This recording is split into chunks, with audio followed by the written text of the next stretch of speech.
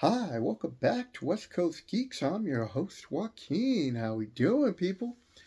So, I've taken a little break for a while, and now I'm back, baby.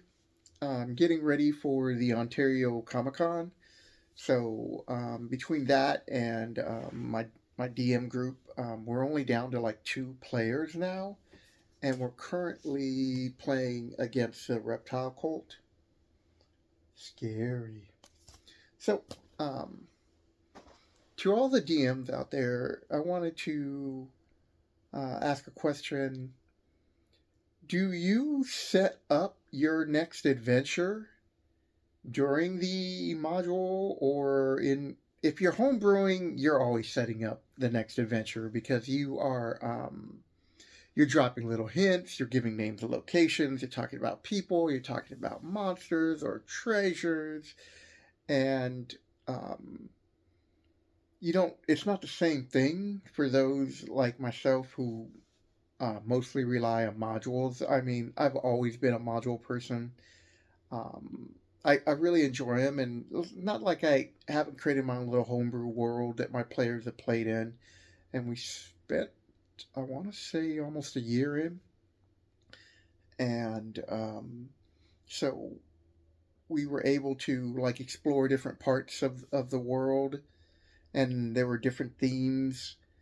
And I was able to create cities and adventuring locations and unique people and unique monsters. But I've always loved modules just because, I can grab it, I can read it real quick, and then I can add whatever I want to it. You're supposed to make it your own. I mean, since the beginning, I want to say like B2, the modules have always just stated that, this is just a skeleton, this is the backbone, and just to go with it, right? So there's no right or wrong way to play a module unless it's G1. I swear, if you leave in the comments that it's okay to let the players just burn down the city of the Hill Giant Chiefs, get the hell out of here. Except for you, just for kicks. I'll allow it just for you. But like the modules are fun to play with, and like I said, we're currently doing the cult against the reptile gods, and so I only have two players. Greg, who's been with me since I don't know 2018, he's been playing steady, and then a new guy named Luis, who's recently joined me, and it's just them two. So I've been kind of tailoring a few things down on the adventures, and we're gonna do a series on that. And I still haven't forgot my Greyhawk videos. Sorry about that, people. Just got caught up with life and a few other things that I'm trying to get get together and fix and whatever. You know what I'm talking about. Life, baby. So, in the middle of your adventure, do you drop hints for other adventures, or you just wait till the campaign's over and say, what do you want to play next? Because to start this adventure, because I didn't know if Luis was going to be able to make it or be consistent, I asked Greg, I said, hey, we could just play where it's just me and you, and you're going to make up two characters, and then you're going to have a little sidekick and NPC. Can't believe I couldn't remember that word. And who will just tag along, and like, I could tailor this stuff. And so he was like, "Yeah, that sounds cool." And I thought that would be fun because I haven't played one player in a long time. I know it was my group back up in Seattle is where I met him. If people couldn't make it, even if it came down to one, I still kept the schedule, and we would have like, um, I guess, a flashback in that character's time, where at one point you did this before or during or after the adventure. Kind of like just a little quick adventure, something goes on, and they gain the experience and unique treasure. And some of the players would be like, well, that's not fair. I couldn't make it because of work or family, or whatever responsibility, which was cool. But I was also at the same time, I was like, yeah, but this person could play, right? And I wanted to play, so that's what we did. So I currently expect these guys to be done probably around fourth or fifth level, give or take, on the experience. And so I'm going to be talking about what I did to improve this module, and you're going to have to make a few changes, and what ways you're going to have to make some changes. I'm going to get into that in a later version, but I'm going to be dropping some hints, and then at the end, I'll ask what they want to play. But during this adventure, there's going to be clues to the slave lord because we're playing in Greyhawk, and they're currently in the Duchy of Geoff. That's where I want to say this adventure takes place.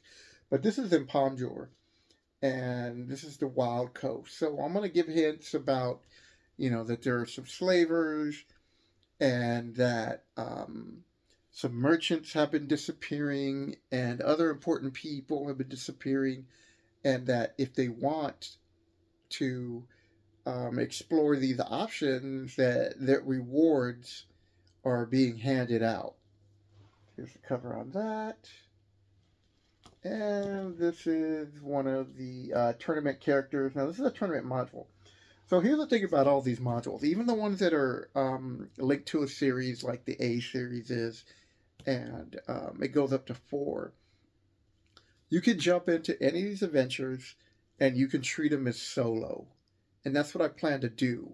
So if they were to take this, and there's going to be other hints, if they want to continue down just the A series, that would be a pretty good way to end a campaign. Or we can take it on to like higher level campaigns if they want to keep going with their characters, or just want to start over again on first. The other one, I have not played this in such a long time. I love this adventure.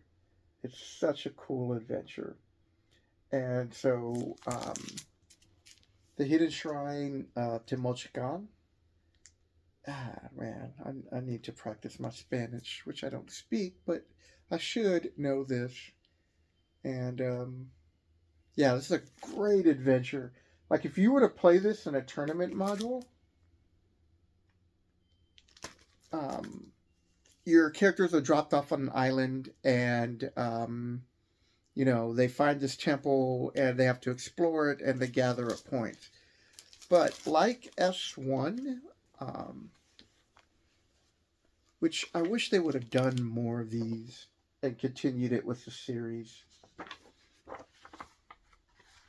where you have all these cool pictures.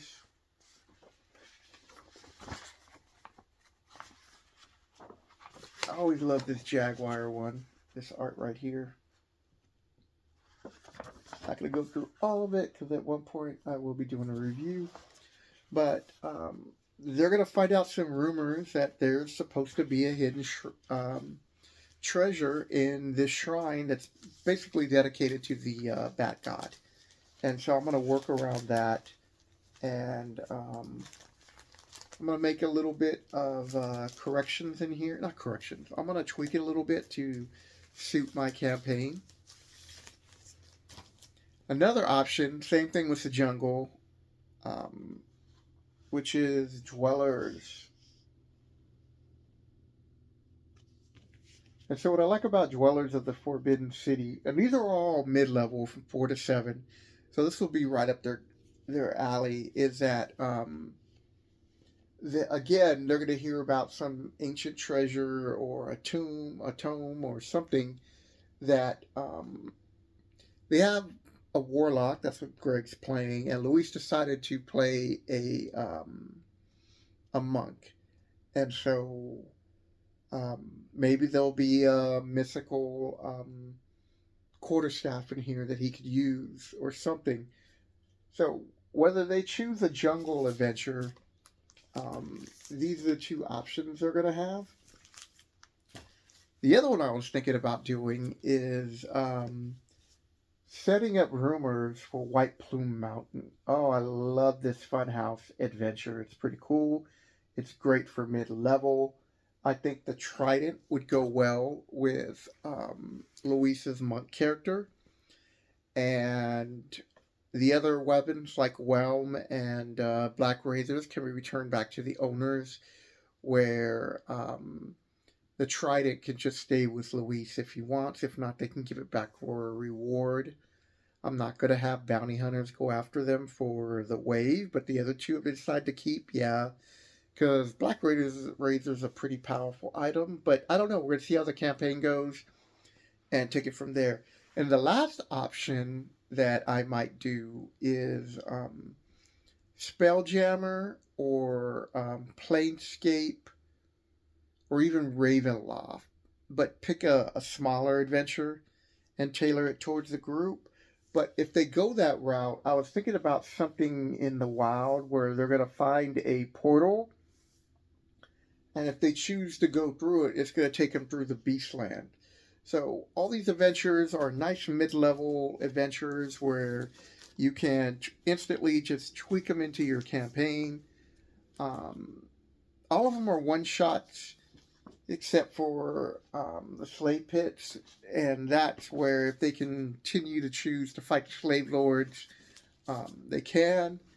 And sorry, I just got a little tongue tied because I was kind of like thinking like I don't know which one I really would like them to go through. Like I haven't played this adventure in so long, so I would really love to DM this. But if they choose any of the other ones, I'll be cool with that.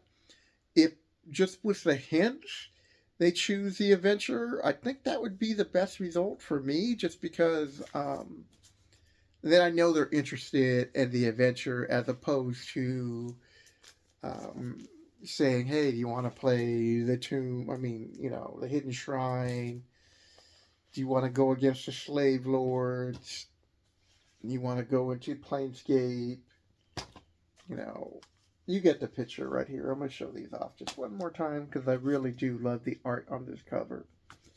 So, for those DMs who play Adventure or who play modules and are not playing currently the 5th edition modules or adventures, because basically those are just mini campaigns. They take you through 1st through 12 or 15th, and then you start a new character and you move on. Or the DM can just, tailor something based on the adventure that they're in and the enemies that they've made or just new quests and whatsoever. So that's it, people. I hope you enjoyed this video. Leave a comment below, and I will catch you guys next week. Take care.